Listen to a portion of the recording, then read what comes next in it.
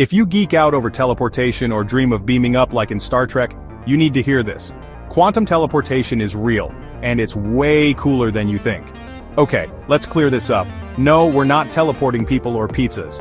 But we teleporting information thanks to something called quantum entanglement. Here's a quick analogy. Imagine you have two magic dice. No matter how far apart they are, if you roll one and it lands on a 6, the other shows 6 too. That's quantum entanglement. Two particles linked so closely that what happens to one happens to the other, no matter the distance. So how does teleportation fit in?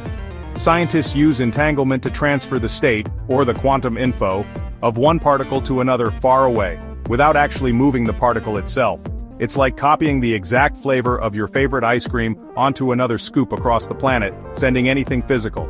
But here's the wild part. This isn't just theoretical. Labs around the world have teleported quantum information across cities, under lakes, even between satellites and Earth. Why does it matter? Quantum teleportation could change how we share data, making communication ultra-secure and blazing fast. No more worrying about hackers intercepting your messages. They'd need to break the laws of physics.